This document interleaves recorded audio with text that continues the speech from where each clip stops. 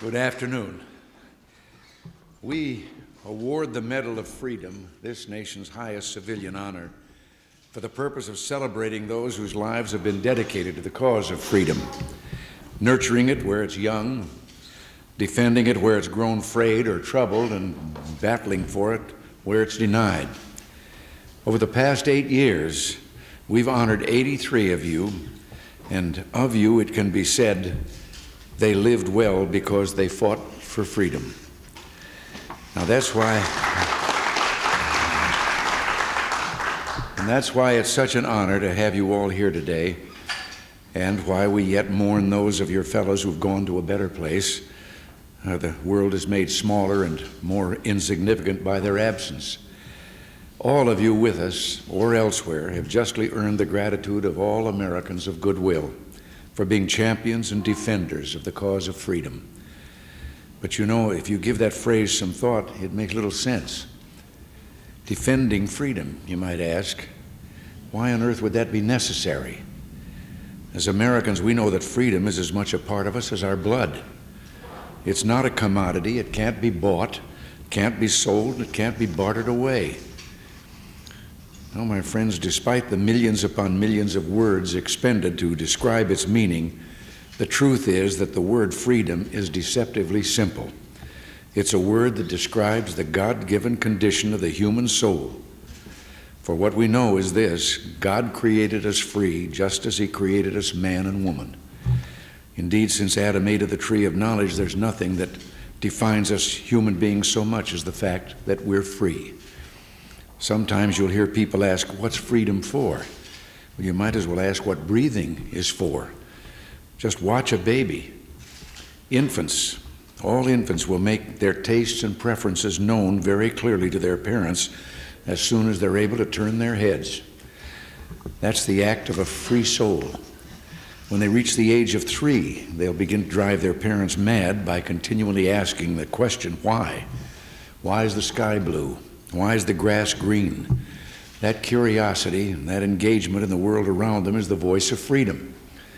When they reach adulthood, young men and women will find themselves gazing into the eyes of another and knowing with the force of revelation that they've met their destiny in those eyes, and that's the gaze of freedom. Some people say Americans take our freedom for granted. I think that may be the most glorious gift of all. The Constitution we have makes it possible for all Americans to assume that political freedom is their birthright from the moment they open their eyes. What you've all done, what you've all made clear to us is that we cannot be content with our own freedom. No, we must bring it to others, must make it their birthright as well. There are people who try to will freedom away. They try to legislate it away. Worse yet, they even go so far as to deny the validity of certain segments of our freedom, as, for example, those people who believe human beings are free until they step into the marketplace, at which point they should be subject to full or partial state control. We call this idea socialism. Socialists believe humankind would be better off without economic freedom, and so they seek to replace it with rules and regulations. And if there's one tragic lesson the 20th century has taught us, it is that the social engineers cannot tailor the human soul to fit the fashions of the present day, no matter how they try. For the truth is, men cannot design humankind. The world has come to acknowledge that socialism is a failed ideology, but there are worse.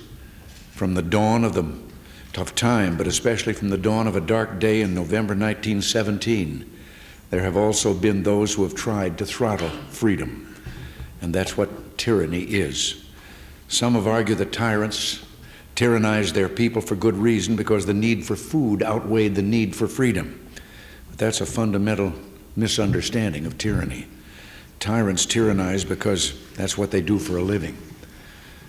No one has described it half so well as Shakespeare when portraying Macbeth's dominion over Scotland. Our country sinks beneath the yoke, it weeps, it bleeds, and each new day a gash is added to her wounds. But the ungodly force called tyranny still cannot rid the human soul of its freedom, no matter how hard it may try. Tyrants can deny the benefits, I should say, of freedom to their peoples, can kill freedom by killing free people. But freedom itself they cannot have. For one thing, people like you won't allow it, nor will that higher being allow it. Our greatest freedom, the freedom to choose right from wrong, cannot be willed away by the tyrants. For God has given all humankind the gift of knowing right from wrong and the responsibility to choose between them. And how will we know which way to choose? Well, Saul Bellows, Mr. Samler, says it best in a prayer. For that is the truth of it, that we all know God, that we know, that we know, we know, we know. This, my friends, is the essence of freedom, that we follow the biblical admonition, I have set before you life and death, therefore choose life. Like the nation itself that has nurtured us and made us all whole, you've chosen life and you've given others the courage to choose life as well. In a society like ours, where all men are created equal, the best a human being can hope to achieve is to make himself or herself an example, to clear a path to righteousness that others may follow. This you've done, and because of you, oppressed peoples now breathe free. Because of you, the hopeless now have hope. And it's because of people like you and the nation we live in that I believe with all my heart, as I told an audience at Georgetown University not long ago, we are living in a time that will become known as the age of freedom. So it's my privilege in these, the concluding days of my presidency, to invite you to this fine White House as representative of the nation that has bequeathed its bounties to all of us, to look about and say, along with Shakespeare, what a piece of work is a man. And Shakespeare may have goofed, but I'm not going to, because I'm going to add, and a woman. So thank you, and God bless you all.